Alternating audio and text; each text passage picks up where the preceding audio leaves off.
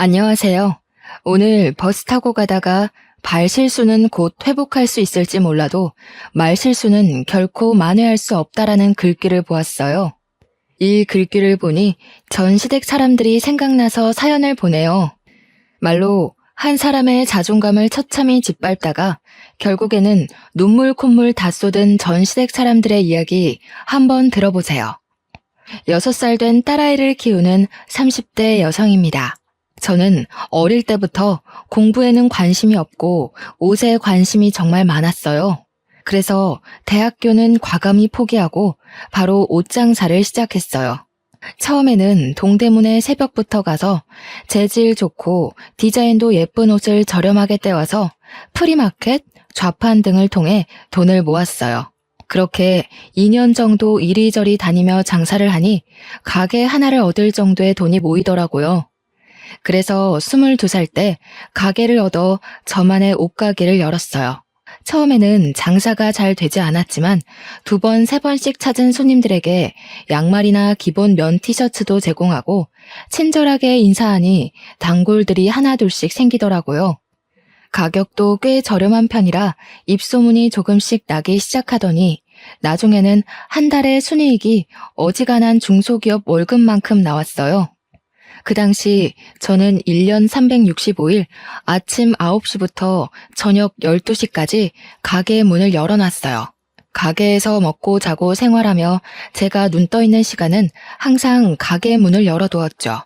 사실 친구들이 대학교에서 MT, OT 등을 가며 술 먹고 소개팅하며 청춘을 즐기는 모습이 부럽기도 했어요.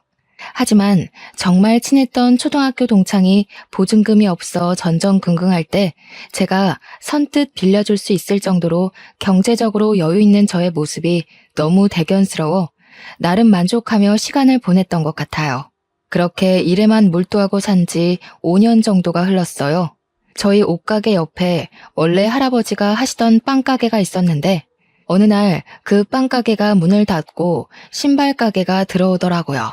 신발가게 오픈한 첫날 신발가게 직원으로 보이는 사람이 시루떡을 들고 왔어요. 안녕하세요. 옆집에 새로 오픈한 신발가게 사장입니다. 앞으로 잘 부탁드립니다. 어머, 사장님이세요? 저는 너무 젊으셔서 직원분이신 줄 알았어요. 저도 잘 부탁드립니다. 저는 신발가게 직원으로 보였던 사장님과 그렇게 첫인사를 나누었어요. 키도 크고 외모도 서글서글하니 사람이 좋아 보였어요. 나이도 저랑 비슷해 보이고 떡을 들고 와 인사를 하는 것을 보니 인성도 좋아 보여서 꽤 호감이 갔던 것 같아요. 그렇게 며칠 동안은 서로 인사만 나누며 지냈어요. 그러다가 한 달 정도 지나자 점점 안부 인사도 묻고 이름과 나이를 알 정도로 친해졌어요. 그의 이름은 이경민이었고 나이는 저보다 4살이 많았어요. 혹시 오늘 시간 되시면 저녁 같이 드실래요? 저녁이요? 네. 이렇게 만난 것도 인연이기도 하고 제가 이래저래 도움 많이 받은 것 같아서 밥 한번 사드리고 싶어서요. 오늘 별일 없으면 조금 일찍 마치고 저녁 먹으러 가요. 경민 씨의 제안이 싫지는 않았고 저도 그날은 조금 쉬고 싶어서 알겠다고 했어요. 가게에 들어와 저녁 시간을 기다리는데 이상하게 가슴은 두근두근 뛰고 기분은 좋고 그러더라고요. 설레는 마음을 숨기고 경민 씨와 저녁 먹으러 근처 고깃집에 갔어요. 그곳에서 경민 씨가 살아온 이야기를 듣고 저도 살아온 이야기를 하며 서로 비슷한 점도 많고 통하는 점이 많다는 것을 알게 됐어요. 그 뒤로 종종 함께 점심과 저녁을 먹으며 많은 시간을 보냈고 오빠 동생에서 연인 사이로 발전하게 되었습니다. 우리는 사귀는 동안 한 번도 싸운 적이 없었어요. 경민 씨가 너무 착해서 항상 저의 의견을 잘 들어주며 모든 것을 다 맞춰주었거든요.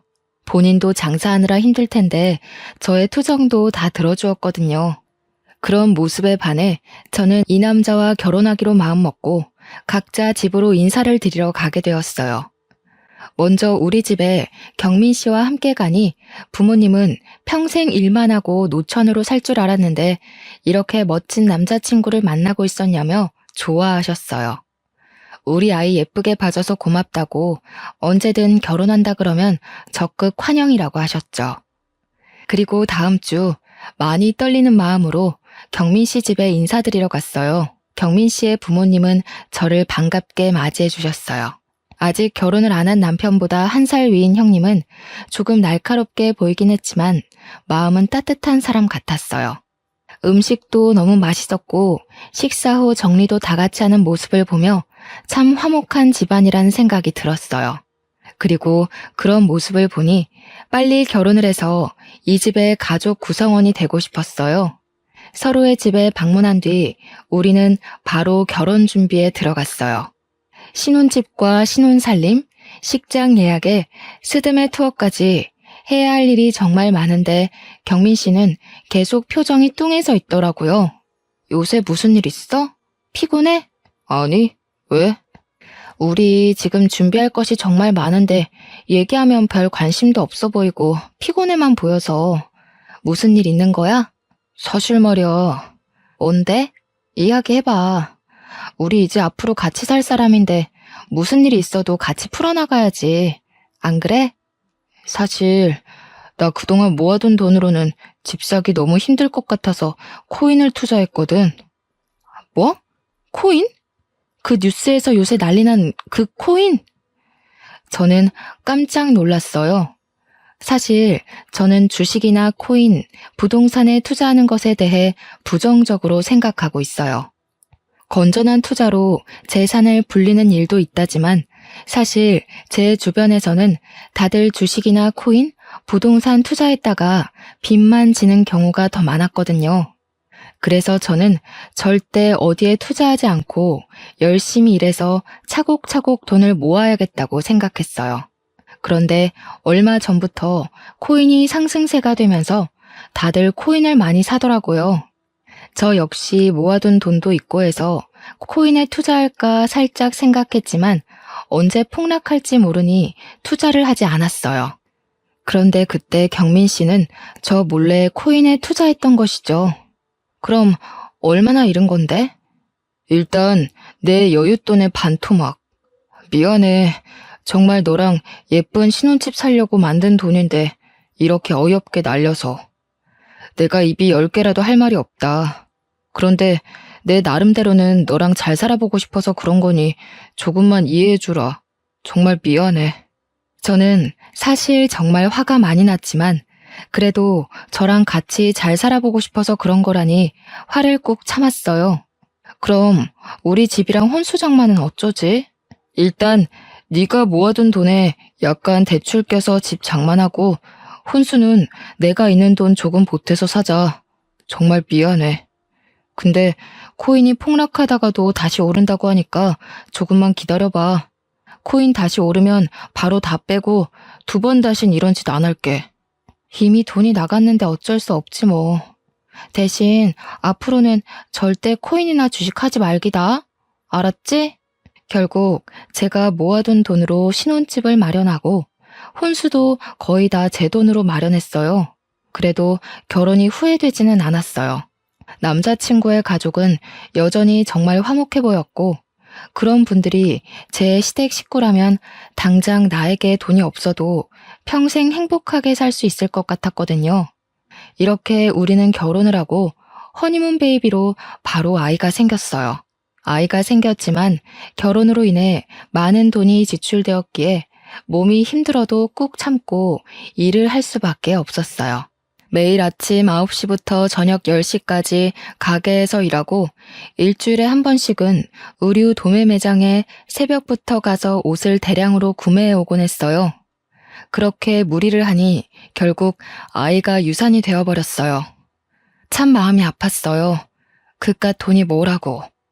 이렇게까지 몸을 힘들게 혹사해서 내 아이를 잃었나 하는 죄책감과 슬픔이 이루 말할 수가 없었죠. 슬픔에 일도 하기 힘들고 무기력해져서 가게 문도 일찍 닫을 때가 많았어요. 하루는 멍하니 누워있는데 시어머니한테 전화가 왔어요. 나다. 뭐 하고 있어? 집에서 잠깐 쉬고 있었어요. 그래? 하긴 아이 유산도 출산과 똑같다던데 좀 쉬어야지. 근데 너 몸이 너무 약한 것 아니냐? 아니에요.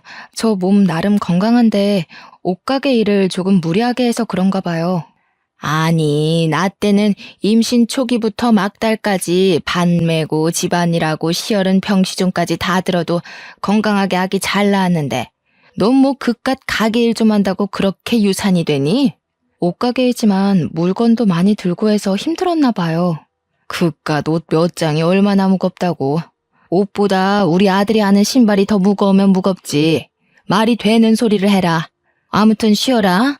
안 그래도 유산돼서 속상하고 마음이 아픈데 툭툭 내뱉는 시어머니의 말은 저의 가슴을 더욱 후벼 팠어요. 그래도 저만큼이나 시어머니도 손주 잃은 것이 속상하셔서 그런 거겠지 하며 서운한 감정을 꾹꾹 눌렀어요. 그 후 몸을 추스르고 한 달 정도 지나니 다시 아이가 생겼어요. 이번에 생긴 아이는 반드시 지키겠다는 생각에 아침 10시부터 7시까지 줄여서 일하고 옷도 인터넷으로 주문했어요. 두 번 다신 아이를 잃지 않기 위해 최선을 다했죠. 다행히 유산에 위험이 있는 임신 초기를 무사히 넘기고 임신 16주가 되었어요. 아이는 무사히 지켜냈지만 한 가지 힘든 점이 있었어요. 바로 입덧이 너무 심했어요. 저희 옷가게 건너편에 순댓국밥집이 있는데 그 간판만 봐도 토할 것 같았어요. 매일 변기통을 붙잡고 눈물을 흘리며 구역질을 했어요. 우유만 조금 넘길 수 있었죠. 하루는 가게에서 기운 없어서 앉아있는데 시어머니가 오셨어요. 예, 너는 가게 열어놓고 그렇게 죽도 못 먹은 사람 마냥 쾌하게 있으면 되겠니? 사람들이 오다가도 가겠다. 입덧이 너무 심해서요. 지금 우유만 먹고 지내거든요. 참, 너는 유별이다. 나는 애 둘을 낳았는데 입덧 한 번 없었는데 넌 도대체 그깟 임신 한 번 했다고 그렇게 난리니? 제가 냉장고 문만 열어도 구역질을 해서 집에서 뭘 먹지를 못하네요. 그래도 아침에 집 근처 편의점에서 삼각김밥 먹었어요. 예, 너는 남편 아침을 편의점에서 삼각김밥으로 먹여야겠니? 신발 상자 정리하고 하려면 얼마나 힘든데. 안 그래도 힘 많이 써야 하는데 삼각김밥이 뭐야, 삼각김밥이. 죄송해요. 그런데 저도 몸 상태가 요새 이래서 못 챙겨줬네요. 앞으로는 잘 챙길게요. 안 되겠다. 얼른 집에 가서 우리 경민이가 좋아하는 생선 좀 사다 구워 먹여야겠다. 넌 어차피 못 먹지? 우리 경민이는 우리 집에 밥 먹으러 오라고 할 테니 넌 쉬어라. 시어머니는 우유만 먹으며 겨우 버티는 제 걱정은 하나도 하지 않으시고 남편의 밥 걱정만 실컷 하다가 나가셨어요. 그날 밤 시댁에 다녀온 남편의 몸에서 나는 생선구이 냄새가 너무 역하게 느껴졌어요. 남편이 샤워하고 입었던 옷을 다 세탁기에 돌려도 도무지 속이 진정되지 않더라고요. 결국 저는 밤새 화장실에서 변기통을 붙잡고 구역질을 하느라 잠을 한숨도 못 잤답니다. 지독한 입덧은 막달까지 계속되었어요. 그래도 뱃속의 아기는 쑥쑥 잘 자라 무사히 출산했어요. 시부모님도 손주, 그것도 아들이 태어났다고 좋아하셨어요. 아이의 이름은 시부모님의 뜻대로 준혁이라고 짓고 조리원에서 집으로 돌아왔어요. 우리는 준혁이 100일 정도까지 옷가게 문을 닫고 제가 직접 돌보기로 했어요. 아직 목도 가누지 못하는 갓난아기를 어린이집에 보내기도 좀 그렇고 친정은 부모님 두 분 다 일을 하셔서 바쁘시고 시댁은 시어머니께서 집에 계시지만 1시간 정도 되는 거리라서 매일 준혁이를 데리고 왔다 갔다 하기에는 조금 무리가 있었거든요. 그렇게 집에서 준혁이와 시간을 보낸 지 한 달 정도 지났을 때였어요. 이제 슬슬 여보 가게도 문 열어야 하지 않아? 언제까지 문 닫고 있을 수는 없잖아. 그렇긴 하지. 근데 준혁이를 어린이집에 맡길 수도 없고 어디 마땅히 맡길 만한 곳도 없는데 어쩌지? 그래서 말인데 우리 부모님이 지금 사시는 집을 전세로 내놓고 큰 집으로 이사하실 생각이신 것 같던데 이참에 우리 집 근처로 이사 오셔서 준혁이를 봐주시는 건 어떨까? 뭐 같이 살자는 것도 아니고 준혁이를 봐주시면 나야 감사하지. 솔직히 나도 이제 가게에 나가긴 해야 하는데 준혁이 맡길 만한 곳도 없고 걱정되긴 했거든. 그치? 아무래도 잘 모르는 어린이집에 맡기는 것보다는 우리 엄마한테 준혁이를 맡기는 편이 더 낫잖아. 맞아. 근데 우리 집 근처에 시아버지, 시어머니, 형님까지 다 사실 수 있는 넓은 평수가 있어. 마침 건너편 아파트에 평수 넓은 집이 급매로 나왔더라고. 그럼 엄마한테 전화해서 거기로 알아보라고 해야겠다. 남편은 곧장 시어머니께 전화를 걸어 급매로 나온 아파트를 알려주었고, 다음 달 시부모님과 형님은 우리 집 건너편 아파트로 이사를 오셨어요. 일주일 뒤 준혁이를 맡기고 저도 오랜만에 옷가게 문을 열었어요. 거의 석 달 가까이 가게 문을 열지 못했더니 가게 구석구석 먼지가 뽀얗게 쌓여 있었어요. 당장 내일부터 장사를 시작하기 위해 청소를 하고 가게를 정리했어요. 금방 끝날 수 있을 줄 알았지만 너무 오랜만에 가게 문을 열어서인지 청소하고 정리해야 할 것이 산더미였어요. 쉬지 않고 온종일 움직였지만 오후 5시가 되도록 정리가 아직도 덜 되어 있었어요. 이걸 언제 다 하나 싶어 한숨을 푹푹 쉬고 있는데 시어머니한테 전화가 왔어요. 어미야, 오늘 언제 마치냐? 너무 오랜만에 가게 문을 열어서 정리할 것이 많아요. 조금 늦을 것 같은데요. 그냥 적당히 하고 빨리 와라. 준혁이는 왜 이렇게 울어댄다니? 준혁이가 많이 울었어요? 아무래도 집이 낯설어서 그런가 봐요. 우리 경민이는 아기 때 모유 먹이고 기저귀만 갈아주면 한 번도 울지를 않았는데 얘는 도대체 누굴 닮아서 이렇게 빽빽 울어대는지. 아무튼 빨리 들어와라. 경민이는 걱정하니까 말하지 말고. 시어머니와의 전화를 마치고 종일 울었다는 준혁이가 걱정돼 도무지 일이 손에 잡히지 않았어요. 저는 대충 일을 마무리하고 바로 옆 남편 가게로 넘어갔어요. 준혁이가 많이 온다고 전화가 와서 오늘은 일찍 먼저 들어가 봐야 할 것 같다고 말한 뒤 바로 시댁으로 향했어요. 시댁에 가니 준혁이는 잠들어 있었어요. 준혁이 얘는 널 닮아서 그런가? 정말 유별나게 울더라. 어찌나 시끄럽던지. 많이 힘드셨죠. 아기 보는 게 쉬운 일이 아닌데. 알긴 아는구나. 아, 그리고 내가 경민이한테 말하지 말랬는데 그새 왜 말했니? 경민 씨가 준혁이 아빠인데 알고 있어야죠. 가게가 바로 옆이라서 제가 문 닫고 가는 거 뻔히 다 아는데 굳이 둘러댈 이유도 없잖아요. 그래도 밖에서 일하는데 걱정되게 왜 그런 얘기를 하니? 너는 참 생각도 없다.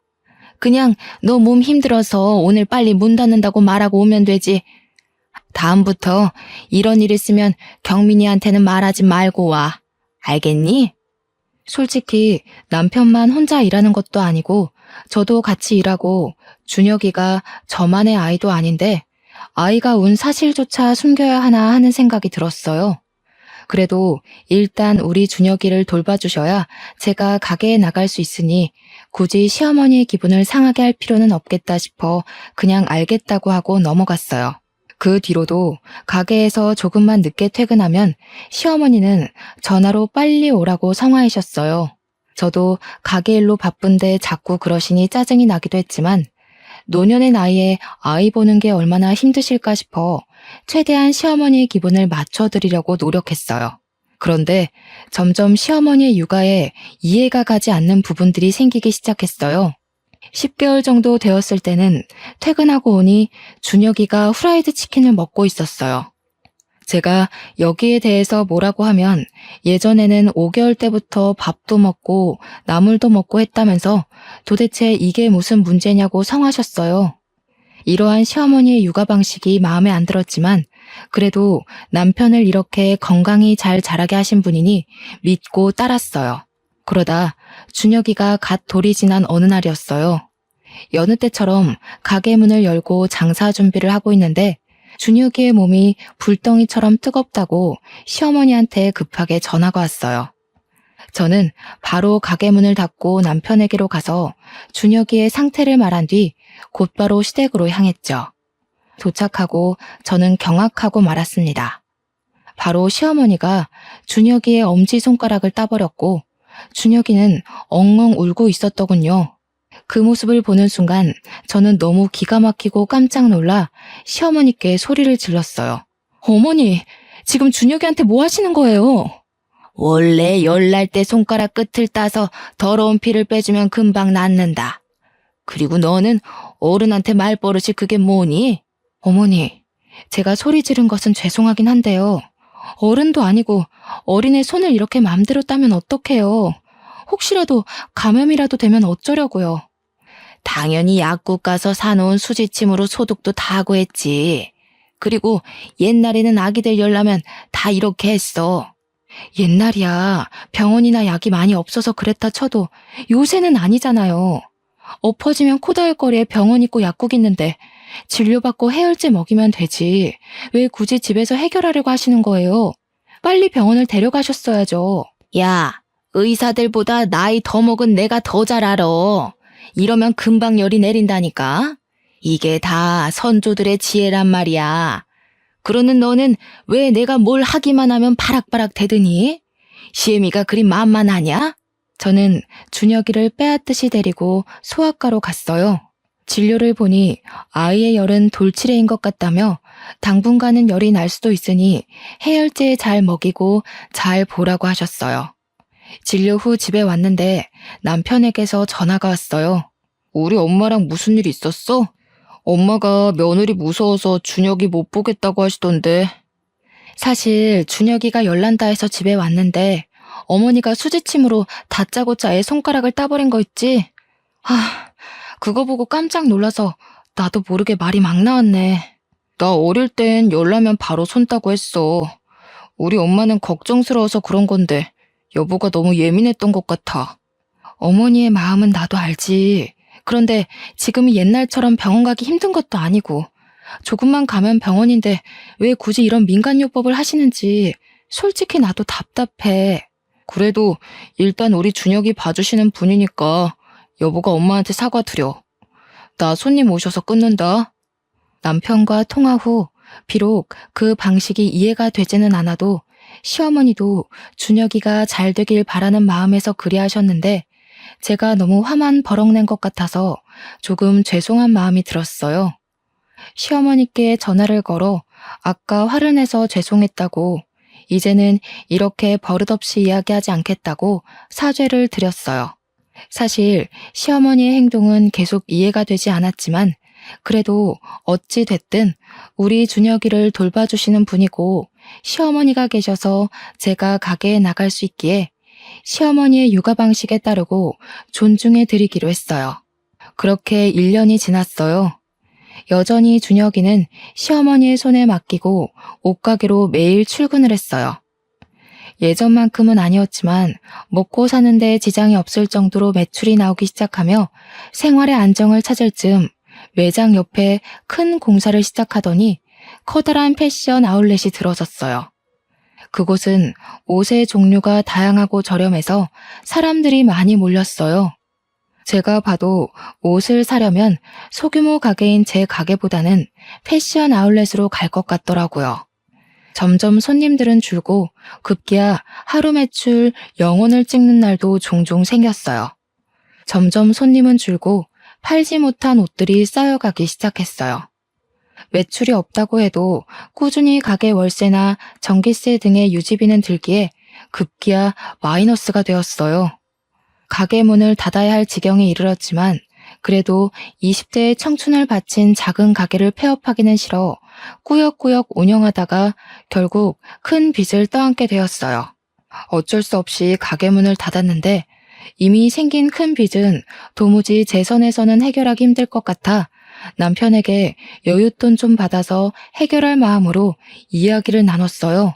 여보, 미안한데 혹시 여윳돈 좀 있어? 왜? 사실 지금 가게에 빚이 너무 많아서 너무 힘들어. 혹시 여윳돈 있으면 조금 나 좀 빌려주면 안 될까? 그동안 신발 가게 하면서 모아둔 돈 있잖아.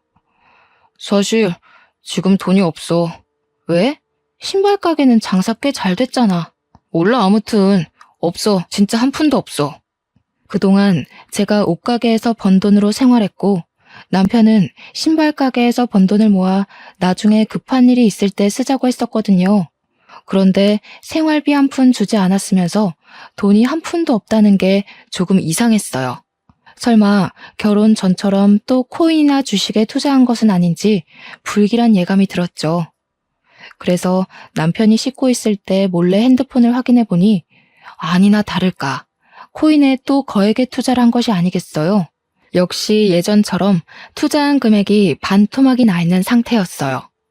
여보, 이게 뭐야? 또 코인에 투자한 거야? 옷가게 적자라서 돈 좀 굴려볼까 해서 그랬다. 아니, 결혼 전에도 그렇게 이러놓고 또 코인에 돈을 넣어버리면 어떡해. 또 돈 잃었잖아. 지금 옷가게 빚만 갚아주면 되지? 내가 어떻게든 해결할게. 그리고 코인으로 반토막 난 것도 반드시 원상복구할 거야. 그니까 성질 좀 내지 마. 아우 귀찮아. 남편은 바로 시어머니께 전화해서 옷가게의 상황을 다 말씀드렸어요. 다행히 시어머니 아버지께서 돌아가시면서 남겨둔 유산이 있어 그곳으로 저의 빚을 다 갚을 수 있었어요. 시어머니의 도움으로 무사히 빚을 다 청산하긴 했지만 사업 실패로 인한 상처가 너무 커 무엇을 다시 시작하기가 겁이 났어요. 남편도 당분간은 집에서 준혁이 키우는 데만 전념했으면 좋겠다고 해서 집에 있는데 시어머니와 형님이 집에 찾아오셨어요. 가게 망하고 어떻게 지내고 있나 해서 와봤어. 생각보다는 좋아 보이네? 네, 그런데 평생 일만 하고 살아서 그런가 집에만 있으려니 답답하네요. 어머, 그런데 이 백은 뭐야? 이거 그 한정판 아니야? 꽤 값이 나갈 텐데. 그거 초등학교 동창이 결혼할 때 선물로 사준 거예요. 친구가? 친구가 왜 이런 비싼 백을 선물해줘? 22살 때 그 친구가 생활이 너무 힘들어서 돈을 조금 보태줬거든요. 그때 너무 고마웠다고 결혼 선물로 이 백을 선물로 주더라고요. 아까 가게에서 보니까 우리 경민이는 구멍난 가방 메고 다니던데. 올케는 참 좋은 백 있네. 형님, 안 그래도 경민 씨 가방에 구멍 나서 제가 말했더니 쓰던 가방이 편하다고 굳이 그 가방을 메고 가겠다더라고요. 이 백, 명품 백이니까 팔아서 현금을 만드는 게 좋지 않겠어? 지금 생활비도 모자라는데 이딴 백이 무슨 소용이야? 어머니, 그래도 이건 제 동창이 감사의 의미로 선물을 준 건데 이걸 어떻게 팔아요? 안 돼요. 남편이 밖에서 힘들게 번 돈 잘 모으고 아껴서 불릴 생각을 해야지. 어떻게 너는 네 마음대로만 생각하니? 참 너 생각이 없다. 어머니, 남편이 힘들게 버는 것 옆에서 항상 지켜봐서 저도 열심히 아끼며 생활하고 있어요. 그래, 허튼 곳에 돈 쓰지 말고 꼭 아껴. 내가 한 번은 빚 갚아줘도 두 번은 못 갚아준다. 옳게, 진짜 이런 시어머니가 어딨어? 이제 다른 일 벌리지 말고 그냥 조용히 집에 있어. 알겠지? 시어머니와 형님은 저의 빚을 갚아준 것을 들먹이며 제 속을 마구 헤집어 놓았어요. 사실 정말 화가 났지만 뭐라 할 수가 없었어요. 어찌되었건 저의 빚을 갚아주신 건 시어머니셨으니까요.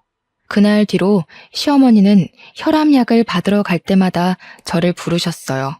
혼자서는 힘들어서 못 가니 병원에 좀 데려다 달라고요. 병원에서 오는 길에는 제 옷가게가 망해서 우리 아들이 빚더미에 앉았던 거 생각하니 속이 상해서 고혈압이 온 것 같다며 시어머니의 병이 꼭 다 제 탓인 것처럼 말씀하셨어요. 전 억울한 면이 있기는 했지만 그래도 시어머니의 돈으로 빚을 해결했기에 뭐라 딱히 반박할 말이 없었어요. 유난히도 더웠던 지난 여름에는 집에 있는데 시어머니께서 집으로 오라고 전화가 왔어요. 준혁이를 데리고 시댁에 가니 오늘 시어머니 지인들과 친목 모임을 집에서 하는데 마침 복날이니 삼계탕 만드는 것을 도와달라고 하시는 것이 아니겠어요? 부엌에 가보니 닭과 재료만 사다 놓고 손질이 하나도 되어 있지 않더라고요. 저는 그 무더위에 땀 뻘뻘 흘리며 혼자 삼계탕 10인분을 만들고 집에 왔어요. 퇴근한 남편한테 오늘 이런 일이 있었다고 말하니 너는 집에 있는데 엄마 친구들에게 삼계탕 하나 끓이는 게 뭐가 힘드냐며 오히려 타박이더라고요. 이럴 때 빈말이라도 이렇게 더운데 고생했다고 말해주면 얼마나 좋을까 싶어 섭섭한 마음에 눈물만 흘리다가 잠이 들었어요. 다음날 밤새 잠을 설치다가 늦잠을 자고 있는데 아침부터 시어머니한테 전화가 오더라고요. 어제 삼계탕 먹고 설거지거리가 잔뜩 쌓여있는데 허리가 아프시다며 와서 설거지 좀 해달라고요. 전날 울어서 그런지 머리가 깨질 듯이 아파서 죄송하지만 오늘 머리가 아파서 못 가겠다고 했더니 젊은 애가 무슨 맨날 아프냐며 내가 너 빚만 안 갚아줬어도 그냥 좋은 데 가서 맛있는 음식 대접했을 텐데 너 빚 갚느라 어제 집에서 허접스러운 음식 대접했다면서 막 쏘아붙이시는 거예요. 저는 또 바보같이 시어머니의 그런 모진 말들을 다 듣고도 아무 말도 할 수가 없었네요. 어찌되었건 시어머니의 돈으로 급한 빚을 해결했으니까요. 그 뒤로도 시어머니의 부르심은 거의 매일같이 계속되었어요. 사소한 집안일부터 잡다한 심부름까지 거의 모든 일을 다 저에게 시키셨어요. 그리고 일이 맞춰질 때쯤이면 내가 너의 빚을 갚아줘서 돈이 없다는 식으로 말씀하시며 안 그래도 사업 실패를 얻은 상처에 모진말이라는 소금을 팍팍 뿌리셔서 제 속은 만신창이가 되었어요. 남편을 붙잡고 울고 몇 번이나 이야기해 보았지만 남편은 항상 시어머니 편이었어요. 그래도 우리 엄마가 빚을 다 갚아주지 않았느냐며 제가 정말 미웠으면 선뜻 돈을 주시지도 않았을 것이라고 하나뿐인 며느리가 잘 풀리지 않는 모습이 답답해서 그러는 것이라는 말도 안 되는 얘기만 앵무새처럼 반복했어요. 이런 이야기 친정에 말하기도 부끄럽고 지인에게 말하기도 제 얼굴에 침 뱉기인 꼴이라 그냥 준혁이 하나 보고 화가 치밀어 오르는 것도 꾹 참고 살아왔어요. 그러다가 명절이 되었어요. 저희 친정엄마는 명절을 맞이하여 시댁에 가는 저에게 화장품 3세트를 건네시며 시부모님과 형님에게 드리라고 하셨어요. 나름 금가루도 들어가고 꽤 비싸 보이는 제품이었죠. 어머니, 아버지, 형님, 저희 엄마가 명절이라고 화장품 준비했어요. 보내주신 것이니 잘 쓰긴 하겠다만 솔직히 화장품 난 별로던데. 이거 딱 봐도 싸구려네. 아니, 피부 트러블이라도 나면 어쩌려고 이런 화장품을 보내셨대? 나도 화장품 잘 안 쓰는데 이거 사돈한테 미안해서 어쩌나. 참 쓸데없는데 돈 쓰는 것은 엄마나 딸이나 똑같네. 화장품 버리기도 힘든데 왜 이런 걸 사셨대? 그러게나 말이다. 딸은 사업 망해서 내 돈으로 빚 갚아. 엄마는 쓸데없는데 돈 써. 너희 친정은 참 돈 관리를 못하는구나. 에이, 다들 그래도 너무하네. 장모님이 생각해서 보내신 건데 그래도 한번 써봐. 금가루도 들어가고 좋아 보이네 뭐. 어찌 됐건 보냈으니 잘 쓰긴 하마. 옆집은 사돈이 한우를 보냈다던데 우리도 그런 거나 보내지 쓸데없는 화장품은 무슨. 엄마가 고심해서 고른 선물을 보시며 다들 좋지 않은 소리를 하시니 기분이 상했지만 명절이기도 하고 시어머니의 돈으로 빚을 갚은 것이 틀린 말도 아니니 뭐라 할 수가 없었어요. 예, 이번 명절에는 우리 음식을 만들어서 먹자. 그래도 명색이 명절인데 음식을 해야 하지 않겠니? 원래 저희 시댁은 명절 때 제사가 없고 그냥 우리끼리 서로 좋아하는 것을 시켜 먹었어요. 괜히 요리하며 일 벌리면 누군가는 분명 힘들어져서 명절이 싫어진다고요. 그런데 갑자기 저에게 올해는 음식을 장만하자는 것이에요. 엄마, 무슨 음식을 장만해? 우리 원래 매년 시켜 먹었잖아. 너는 맨날 일하니까 쉬고 나랑 네 마누라가 요리하면 돼. 가만히 있자. 시아버지는 김치전 좋아하고 우리 딸은 육전을 좋아하고 우리 아들은 배추전을 좋아하니까 이 3개 다 해서 먹자. 무슨 부침개를 3개나 만들어. 그냥 하나만 만들어. 나 배추전 안 먹어도 돼. 나 옛날에는 부침개 10종류나 만들고 그랬어. 3종류는 뭐 일도 아니지.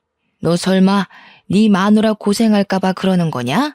내가 네 마누라 빚도 다 갚아줬는데 이 정도도 못 시켜? 옳게. 설마 이번 명절 때 음식 장만시킨다고 속으로 우리 욕하는 거 아니지? 아니에요. 다 같이 먹을 음식 장만하면 좋죠 뭐. 남들이 먹는 것도 아니고 가족들이 먹는 것인데요. 그치? 내 친구들은 명절 일주일 전부터 불려가서 같이 장 보고 한다더라. 우리 엄마는 그런 건 없잖아. 올케는 정말 행복한 줄 알아. 처음에는 다 같이 모여 음식을 준비했는데 막상 부침개를 부칠 때가 되니 하나둘 이리저리 핑계를 대며 빠지더라고요. 결국에는 저 혼자 부침개를 부치게 되었어요. 허리를 펴지도 못하며 부침개를 부치는데 엄마한테 전화가 왔어요. 부엌에서 밖이 뭔가 조금 그래서 핸드폰을 들고 작은 방으로 들어갔어요. 시댁은 잘 도착했니? 화장품은 드렸고? 다들 고마워하셔. 지금 전 부치는 중이야. 매년 음식 안 한다더니 올해는 음식장만 하나 보네. 고생하겠네. 열심히 해. 엄마가 전화를 끊으려는 순간 시어머니가 작은 방 문을 벌컥 열고 들어오셨어요. 너 부침개 부치다 말고 여기서 뭐 하냐? 엄마한테 전화가 와서요. 명절에 시댁에 왔으니 일이나 할 것이지 통화는 무슨. 잠깐 핸드폰 줘봐. 너희 엄마랑 통화 좀 하게. 시어머니는 제가 들고 있던 핸드폰을 빼앗다시피 했어요. 사돈, 화장품 받았어요. 감사해요. 그런데 무슨 쓸데도 없는 화장품이에요. 옆집 사돈은 한우를 보내왔던데. 핸드폰 너머로 엄마의 목소리가 어렴풋이 들리는데 많이 당황한 목소리셨어요. 우리 며느리가 얼마 전에 사업 실패해서 진 빚 제가 다 갚아준 거 아시죠? 제가 이렇게나 우리 며느리 딸처럼 생각해요. 그런데 며느리도 그러더니 우리 사돈도 쓸데없는 곳에 돈 잘 쓰시네요. 그래서 오전 여전이라는 말이 있나 봐요. 시어머니는 아주 상냥한 말투로 저희 엄마의 선물을 비꼬는데 정말 속에서 천불이 나더라고요. 그 소리를 듣고 엄마가 뭐라고 얘기하려고 하시는데 시어머니는 이제 바쁘다고 전화를 뚝 끊어버리시는 거예요. 기껏 생각해서 선물을 준비한 엄마의 성의를 무시한 것도 모자라 엄마에게 전화로 막말까지 하는데 더는 가만히 있을 수가 없었어요. 저는 그 자리에서 앞치마를 벗어던지고 챙겨온 짐을 싸기 시작했어요. 얘, 너 지금 뭐 하는 짓이냐? 어머니, 방금 선 크게 넘으셨어요. 아무리 그래도 저희 엄마한테 그런 식으로 말씀하시는 건 아니죠. 내가 뭘 어쨌다고 그러니? 시어머니와 저의 말다툼이 시작되자 무슨 일인가 싶어 온 가족이 작은 방으로 왔어요. 남편은 저를 말리고 형님은 시어머니를 말렸지만 이미 화가 머리 끝까지 난 저는 눈이 뒤집혀 뒤에서 뭐라고 하든 말든 짐을 챙기고 준혁이를 데리고 나와 바로 친정으로 향했어요. 부모님께 그간의 상황을 다 말씀드리니 눈물을 흘리시며 저와 준혁이를 안타까워하셨어요. 그 모습을 보며 돈을 어떻게든 벌어서 바보처럼 당하고 살지 말아야겠다고 생각했어요. 그런데 준혁이는 아직 어리고 어린이집은 대기가 길어서 당장 보낼 수가 없었어요. 무엇을 하며 돈을 벌 수 있을까 고민하다가 예전에 우연히 유튜브에서 인터넷 쇼핑몰로 크게 성공한 사람의 사연이 생각났어요. 옷가게가 망하면서 팔지 못한 옷들도 있고 오랜 시간 옷가게를 하며 원단 좋은 옷들만 취급하는 정직한 거래처도 많이 알고 있으니 할 수 있을 것 같더라고요. 명절이 끝나고 집에 오자마자 인터넷으로 자료를 찾으며 인터넷 쇼핑몰을 오픈하고 집 근처에 생긴 저렴한 오피스텔을 얻었어요. 그곳에서 재고로 쌓인 옷들을 하나씩 촬영해서 쇼핑몰에 등록하고 제품이 팔리기를 기대했죠. 원래 옷가게 단골이었던 손님들에게 쇼핑몰도 알려주고 여기저기 인터넷 카페에서 광고도 했더니 슬슬 매출이 오르기 시작했어요.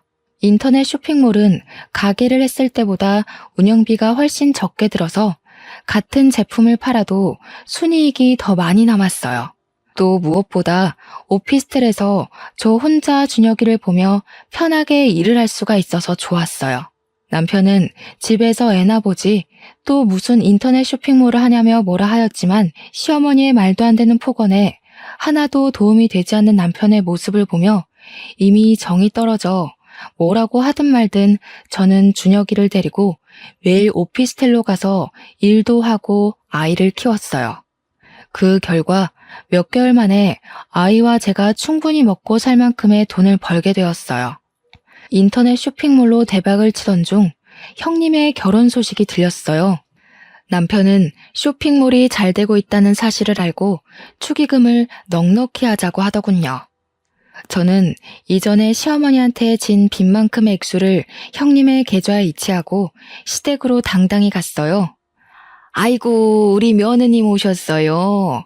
그동안 돈 버느라 정말 고생 많았다. 역시 우리 며느님은 야무져서 무슨 일이든지 잘할 줄 알았다니까. 옳게. 무슨 축의금을 이렇게나 많이 보냈어. 어쨌든 정말 고마워. 그래, 인터넷 쇼핑몰이 그렇게 바쁘다면서? 네, 가게와 다르게 운영비가 적게 들어서 마진이 많이 남네요. 어떻게 그렇게 인터넷으로 할 생각을 했어? 역시 젊은 사람들은 참 대단해. 아니지, 우리 며느님이 대단하신 거야. 빚지고 돈 없을 때는 그렇게 너의 빚을 내가 다 갚았다며 생색내던 시어머니가 제가 돈을 많이 벌게 되자 며느님 하며 얘기하시는데 정말 앞과 뒤가 다른 모습에 기가 차더라고요. 그래도 족쇄같이 묶여있던 시어머니의 빚을 드디어 갚고 나니 속이 다 후련했어요.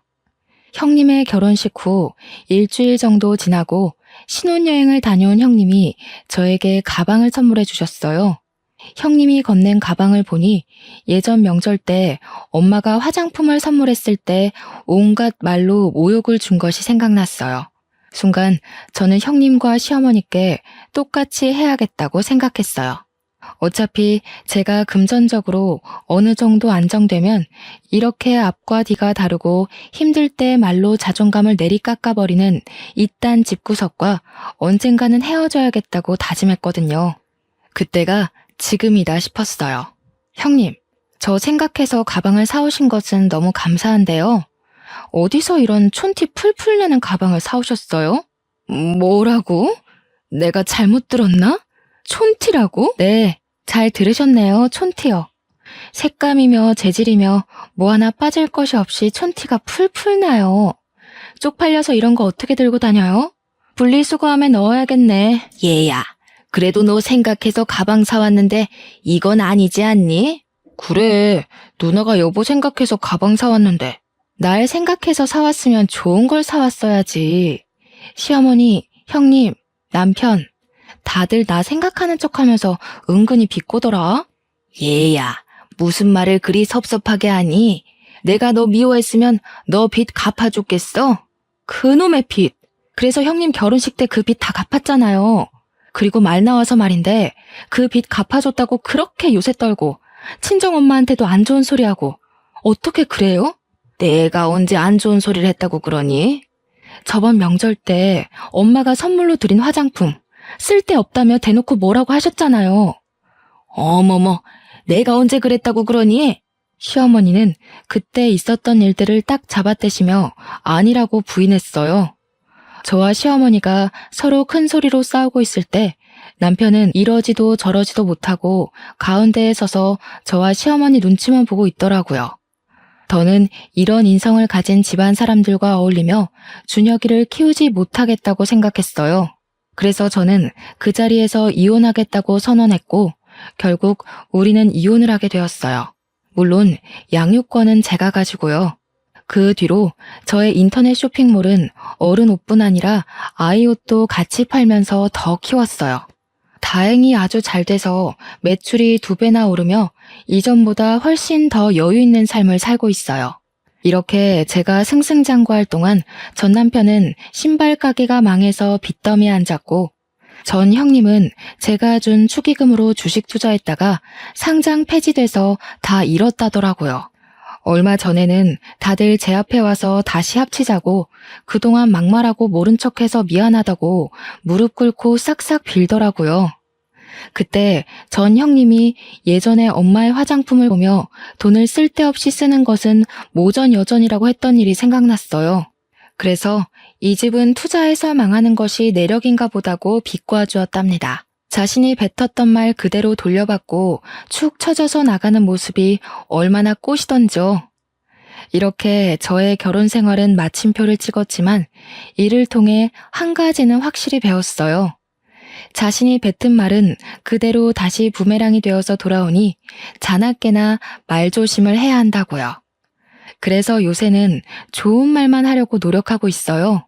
아, 마지막으로 제가 세상에서 가장 사랑하는 남자인 준혁이에게 한마디 하고 싶네요. 온전한 가정을 만들어주지 못해 미안하지만 아빠의 그늘이 너에게 느껴지지 않도록 엄마가 최선을 다할게. 말로 표현할 수 없을 만큼 사랑하고 건강하고 멋지게 잘 자라줘서 너무 고마워. 지금까지 저의 기나긴 사연을 들어주셔서 너무 감사합니다.